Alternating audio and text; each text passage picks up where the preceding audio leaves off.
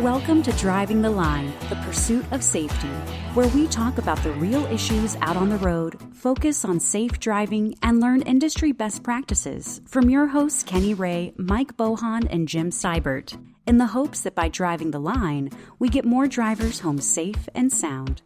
This podcast was made possible by Marsh McLennan Agency. Welcome, everybody. Jim, Kenny, Barry, and Mike in the Driving the Line studio this morning, and we appreciate you all listening in. The guys and I are going to be discussing a topic today that unfortunately needs to be stressed a little more as we head into this holiday season. I mean, we've got all the big ones coming up. We've got Halloween, we've got Thanksgiving, Christmas, New Year's. We're getting into that holiday season, and the reason we need to stress this topic a little more, there's a lot of different reasons, whether it's overindulgence at a party or a gathering as people get together, stress, depression, whatever the reason might be, there's an increase in drunk or impaired driving during the holiday season. One person is killed about every 39 minutes in a drunk driving crash, which means more than 13,000 people lose their lives each year to this type of crash. And I pulled some information from the state of Missouri, the Missouri Coalition for Roadway Safety. And just here in Missouri in 2023, 181 people lost their lives in a crash that involved a substance impaired driver. And December was one of the deadliest months in the calendar year. And when looking at the statistics here in Missouri, and I didn't look up Texas, Oklahoma, or even some of the surrounding states. I was just looking here at my home state of Missouri. When looking at the stats in my state, the summer months see an increase in fatalities due to impairment. And then there's a slow decline after those summer months, but then it starts ramping back up the month of November, the month of December, and it spikes again in January. And I think the national statistics probably have a very similar trend. And that's where this impaired driving campaign during the holiday seasons come from. The National Highway Traffic Safety Administration, or NHTSA as we call it, runs an annual holiday season campaign called Drive Sober or Get Pulled Over to raise awareness of the dangers of driving while impaired by alcohol or drugs. And the campaign's typically going to run from December through January. But when we're talking about impaired driving, we wanted to take the opportunity before we hit the big holiday season from the end of October all the way up through January and shed some light on this and just provide some information and have this conversation, because it's during these months and specifically during that Drive Sober, Get Pulled Over campaign that law enforcement's going to be out full force out on the road. And it's not like they're not looking for impaired drivers every day that they're out on the road, but there's heightened awareness when it comes to this campaign during the holiday season. And guys, there's a couple of areas that I think we can speak to, but I do want to get your thoughts. But the areas that I'm thinking about is one is avoiding impaired driving, because this is a podcast for trucking companies. We're talking to truck drivers, we're talking to safety directors, we're talking to owners of companies. And one of the things that I think we need to talk about, one is just avoiding the impaired driving and the consequences that come along with that, especially with someone who holds a CDL or driving a commercial motor vehicle. And the other one is being aware that you as a driver of a commercial motor vehicle, or even just in your passenger vehicle, you may be sharing the road with an impaired driver, and what that means and the increased risk there. But guys, this is something that every year we talk about, and we've all got different perspectives from our career. Kenny, you've got a lot of time on the road as a Texas State Trooper. Barry, you've had that experience in-house at a trucking company. Jim, you've got that experience through your military and ag world. I want to hear from you guys as far as when we think about this topic, we're impaired driving during the holiday seasons. What's the message that we need to get out? Mike, when you mentioned those stats from NHTSA, and again, that's the National Highway Traffic Safety Administration. A lot of people don't know a lot about that. It's part of the U.S. Department of Transportation. So those statistics you gave came straight from the federal government. And, you mentioned that one person dies on average in our country every 39 minutes. And that's over 13,000 a year. the one stat that of all those that come from NHTSA that has always impacted me is the number per day. There's 37 people every day in our country that die in drunk driving accidents. And we know, because in many cases they're not able to tell, these numbers are low. I mean, the number's really much higher. That's the number they can prove, because oftentimes a driver in some rural parts of the country, they won't send them for an autopsy, or the vehicle burns, and they just don't know. But so we know these are minimum numbers. And I just think about that: 37 people today, 37 people tomorrow, 37 people the next day.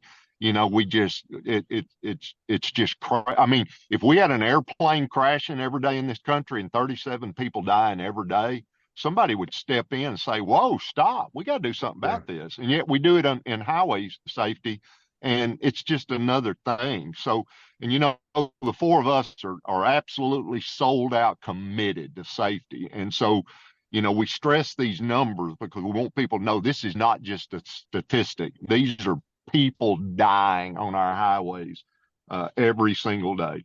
And you mentioned, you know, what are some of the consequences that come along with that, you know, from a regulatory, and even before we even talk about the Federal Motor Carrier Safety Regulations, we certainly can do that. But I thought about consequences in three categories, or three ways to express it. Number one are legal consequences. I mean, people go to jail for DWI. I'll just leave it at that. It's against the law in every state in our country, plus the District of Columbia, to drive when you're intoxicated. So you can get into legal trouble that can include both monetary fines, and it can include incarceration, all the way up to, if it's a felony, you can go to the penitentiary for it. So you can have legal consequences. There's economic consequences. It's expensive if somebody gets in trouble for DWI. Number one, they have fines they have to pay. They have costs associated with that. Their insurance premiums go up.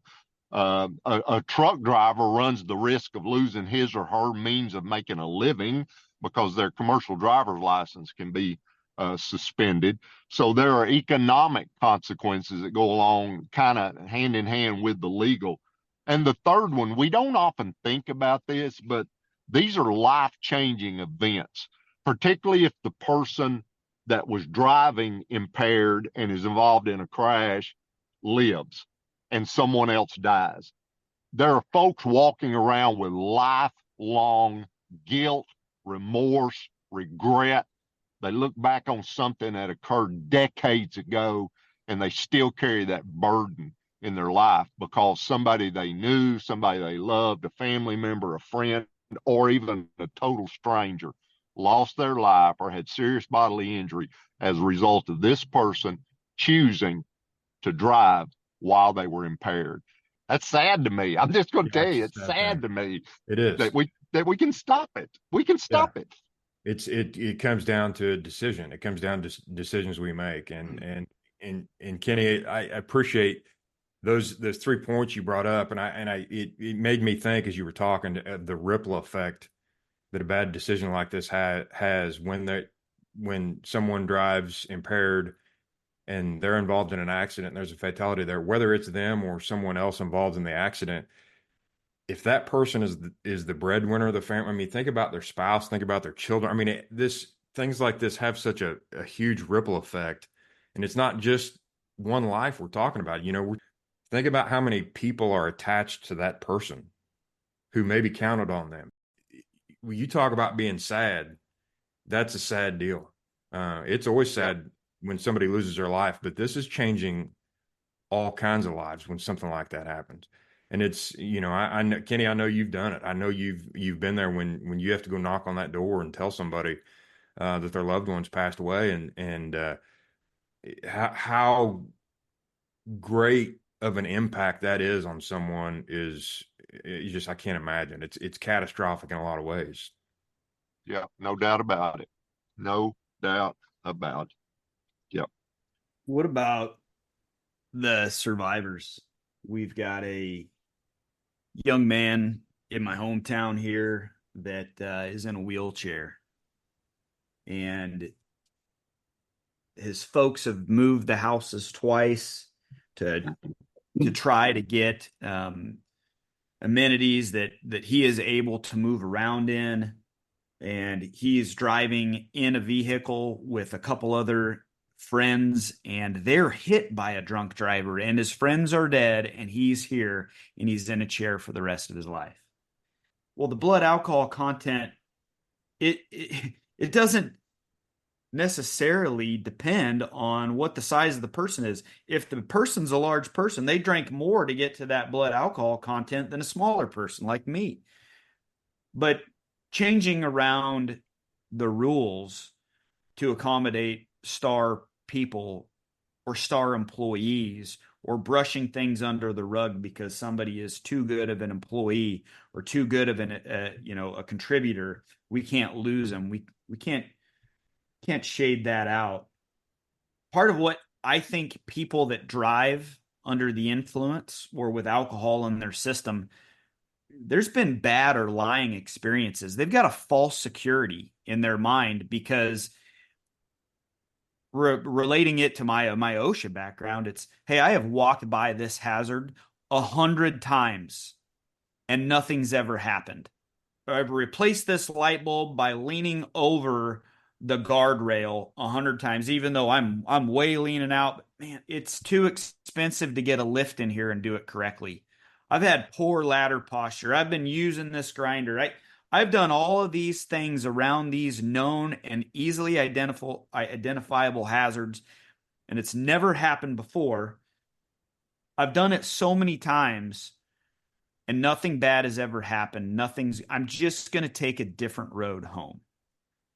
And so I'm calling out in my young, dumb years, thoughts that might have came into my mind when I was not the professional that I am today, not the family man that I am today, a person that did not care or didn't think about the longer repercussions of it, to why even adults my age now are going to be going into this season where everywhere I go is going to have some cocktails, or I'm just going to avoid those types of gatherings and I'm going to go somewhere where we can just have fun without it. But the odds are I'm going to be at office parties. I'm going to be at, we're going to be knocking on doors for Halloween, and our friends and our neighbors, hey, come in and have a drink. And by the time you get through walking through the blocks of your hometown, now you and your kids are going to get in, and you've been thinking, hey, this has been spread out for so long, I should be good to drive. I went down many holes there, Mike, a lot of rabbits that I chased, but I started thinking how easy it is to be deceived by past experiences, and how I think that I can handle 1 or 2 or 3 at dinner. And now that I got something in my belly, it doesn't affect me the other way.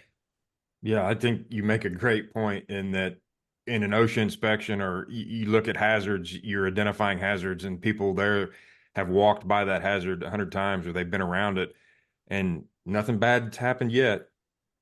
Nothing bad. It hasn't got me yet. And that's exactly what this is. It's like, I always drive home after I attend this party. I always drive home after I have a few drinks. Nothing bad has happened yet.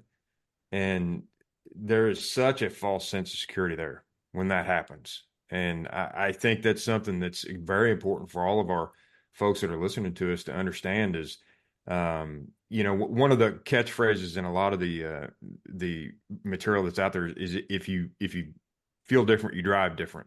And you mentioned there's a lot of people that don't think they feel different, but I guarantee you that there's a lot of folks out there that have that false sense of security that they have 1 or 2 drinks and they do feel different. It may be maybe a small difference, but they do feel different, and it's going to make a difference in the way they drive.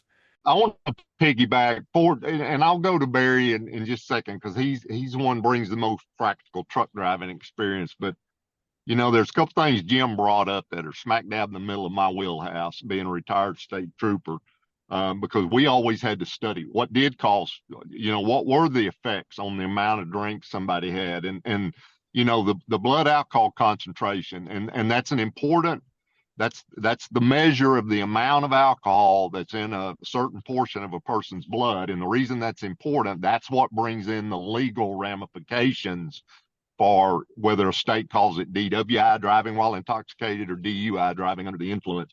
But every state in the country now, and when I was a trooper, and I've been off the road 35 years, but when I was a trooper, it was a .10, a 10. And now it's a .08. It's the seriousness of DWI has been, well publicized in every state. Utah's even gone lower. The state of Utah, it's .05 for a DUI in Utah. But we deal with the commercial, the trucking industry, and the consequences and the requirements and the legal bar, if you will, is even lower for truck drivers.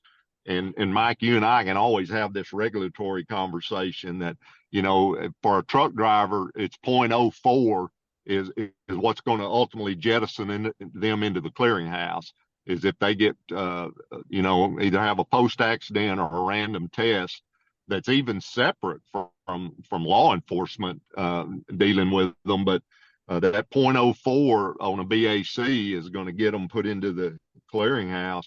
But even at a .02, and that's getting down where some people can get to a .02 with one drink, and one drink is actually technically defined in the law, and that's a half ounce of a distilled spirit. It's 5 ounces, a 5-ounce glass of wine, or a 12-ounce beer is what is defined as one drink.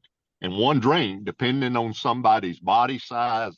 And again, not everything's equal between male and female, and this isn't either. Alcohol tends to affect women at a more serious rate than it does men because of the difference of the water composition in a male and a female body. But depending on how fast you drink, how much you drink, what your gender is, what your weight is, and whether or not you even have food in your stomach can all affect the absorption rate of alcohol from the stomach and in the intestines into the bloodstream. But even at a .02, research has shown us that people have a loss of judgment. It may not be a total loss of judgment, but their judgment is impaired. They have an altered mood. Y'all talked about they feel a little different. And their visual function, not their visual acuity, but their visual function, how they can move their eyes from side to side, which scanning is clearly important in driving. That's impaired even at a .02. And their ability to do what we call divided attention task, that is driving the truck and looking at the same time, or shifting gears and handling the accelerator pedal at the same time. Those are divided function activities. That's even impacted at a .02. And Mike, and again, I'm going to punt and let Barry talk about practical things from the industry side that he comes from.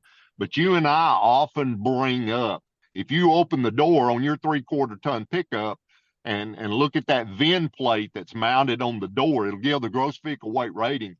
I've seen 3/4 ton pickups that have a higher gross vehicle weight rating than 10,000 pounds. So if that truck is being used in a business and it's in interstate commerce, that is, it crosses state lines, or it's hauling interstate freight, or it's dealing with hazmat, that truck's under the regs.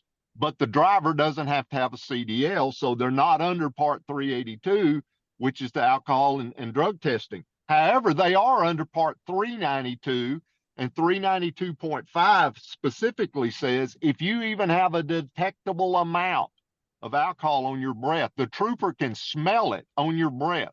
Even though you would not meet the criteria for a DUI or a DWI, you wouldn't meet the criteria to be put in the clearinghouse, you can be put out of service for 24 hours, even if you're a non-CDL driver. So imagine for a trucking company, that truck is not generating revenue for 24 hours. The driver's not earning wages for 24 hours, and the freight's not getting delivered, all because that driver stopped and at lunch, he drank one beer with his lunch.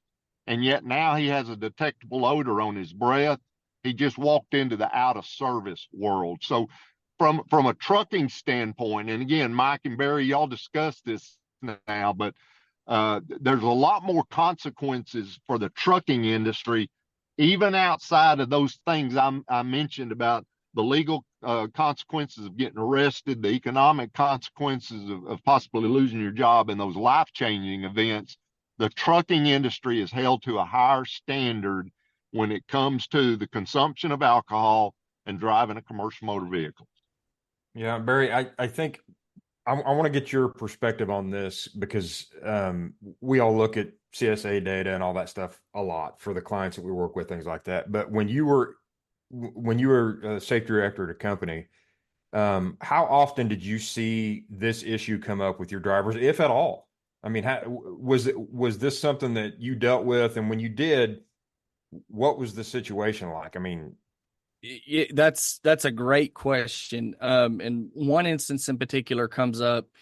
I actually had to evoke the reasonable suspicion training twice. Once was a driver who was driving, and luckily I'd undergone the reasonable suspicion training. And, because one of the signs that we look for, and you'll learn through that training that is required by, 382.603, the reasonable suspicion training, we are trained to look for, obviously, the odor of alcohol or a controlled substance on the breath, unsteady gait, slurred speech. So in this instance, the driver was driving on the road and people were having a hard time talking to him and understanding what he was trying to say because his speech was very slurred.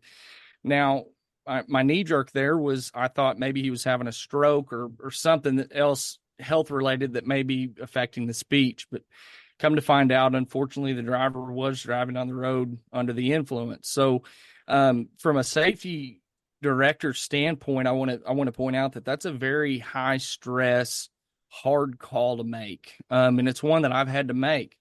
And I can't encourage you enough, though, just in listening to some of the statistics and the accidents that are caused by this and just how huge of an impact this stuff has, you've got to rely on that training, and you've got to, get the truck shut down safely and make sure that driver cannot go anywhere after the fact. And then you've got to get them tested. Now, in this particular instance, after the training was done and after we had the test results back and everything, he was positive for alcohol above the legal limit. And we know that you can't drive a truck at all under the influence. And but what ended up happening was this driver ended up going and receiving treatment for the problem that he had. And so months later, we got a letter from that driver thanking us for taking the steps that we had taken, because that driver was actually able to go get help and was able to get counseling and go to a treatment facility and was sober for many months. I don't know now because we've since lost touch, but I want to really hit on that because, guys, while this is very dangerous, while that person's on the road, it could be signs and symptoms of a much larger problem. And Mike briefly hit on that in the introduction was, if it's depression, if it's whatever is causing you to feel like you have to have a drink to function, I can't encourage enough that if that's something that you're struggling with, please, please, please, by all means, do not get behind the wheel of a vehicle of any kind. But also, from the bottom of my heart, please seek some kind of treatment and get the help that you need. And that was an instance where, it was a positive situation from a negative, if you will. It's always hard to have to do that, but you could literally be saving someone's life. So I cannot stress how important that reasonable suspicion training can be and learning what the signs and symptoms look like. You hit on another aspect of that the regulatory requirements we have. And one of the things that I wanted to bring up, and I'll throw this out to the group as well, is I do not see, if I'm reviewing roadside inspections with a client or a trucking company out there that that's a prospect or, just somebody that I'm working with, I do not see a lot of DUIs that happen while operating a commercial motor vehicle. If I'm looking through the drug and alcohol basic and I'm looking at their violations and their inspections, there may be a few violations here and there, maybe like a possession or something like that. But I don't see a lot of driving under the influence while operating that commercial motor vehicle. What I do see is drivers that or CDL drivers that are working for a company, they would get a DUI or a DWI while they're in their personal vehicle. And then that becomes an issue with the company as with their relationship with their insurance provider, what's going on there, what underwriting is going to allow, things like that. So that's usually what I see. I mean, I don't know, Kenny and Barry, I know you guys are looking at that. Jim, you may not look at the CSA stuff as much, but do you guys see that same kind of trend where it's not usually the DUI is happening in a commercial motor vehicle, it's in a private vehicle, but then that has kind of a rollover effect into their career, into their driving with their company? Yeah, absolutely it does. And that again goes, those factors we were talking about, it goes under that economic that there are some drivers that get in trouble from an alcohol perspective, not in a commercial motor vehicle, but all of a sudden there's an insurance underwriter out here that says, well, if you did that in your personal car, there's a chance you'll do it in a truck, and I'm not going to insure you. And they basically have eliminated themselves from the workforce of being able to do that. You're right. I don't see a lot. I mean, it happens every once in a while. A driver will get stopped and a commercial driver will get stopped and they've actually been under the influence. I see it more what Barry's talking about, and I had personal experience with that as well. When I was a safety director, we had a customer call us from way another state and said, hey, something wrong with your driver. I don't know what it is, but the reasonable suspicion, it's got to be a supervisor of the company's got to make the direct observation. And one thing I would suggest to motor carriers on here, and because this is what we did and it worked well, we called the local law enforcement in that community and said, look, we've got a truck driver. I don't know if he's sick. I don't know if something's wrong with him. I don't know. But our customer has raised a question about it, and we don't know if it's safe for him to be on the road or not. Would you send an officer by just for a welfare check? And they did that. And it was out in a rural area in another state. And a deputy sheriff actually called me, said, I'm here with your driver, and I can tell you he's not intoxicated and he's not taking drugs. I think he's having some sort of medical condition, and I've called for an ambulance. And in fact, our driver was. But the point is this, you never know if somebody's impaired. You don't know if they're having a medical situation, but a safety director can't ignore that. Number one, the safety of your driver is at risk, but also your brand is at risk. And one role of a safety director, we've always talked about, they have to protect the company as well. And that's one thing they got to do.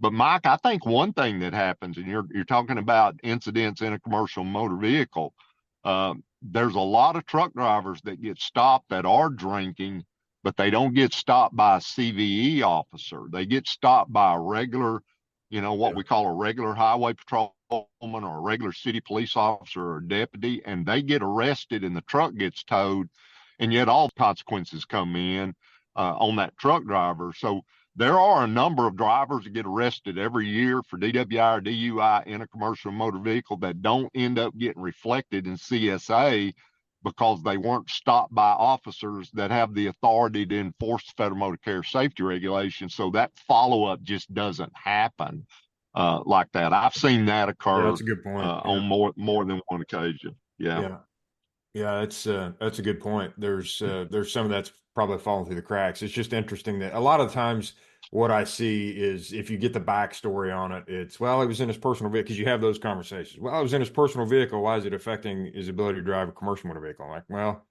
it's a bad decision is what it is. And if you're going to make a bad decision in your personal vehicle, you're going to make a bad decision in your commercial vehicle too. So that's just something that is always taken into consideration. But and why it matters is because the underwriter says it matters. I mean, ultimately it comes down to that. I mean, we can sit there with the motor carrier all day long and either agree or disagree. It shouldn't matter. But ultimately the underwriter says it does matter. So that's what we end up dealing with. These drivers that that the insurance company just simply said, we're not going to insure him. You can hire him if you want to, but he won't be on the policy. We're not going to insure him or whatever. Hey, you asked a question earlier about, what should we be doing? And I want to close out my portion of this, and I'm going to just yield and let you guys talk about whatever you want to. But what are some really practical, pragmatic? Here we are at the tail end of October, and you started off the program talking about we're coming up on this holiday season, and we've just got these U.S. holidays, and we may even have some listeners from outside the country, but at least for the United States of America, we've got 4 holidays that are just fixing to fall in succession. That's Halloween, Thanksgiving, Christmas, and New Year's. I mean, they are just boom, boom, boom, boom, one after the other. So what can people do?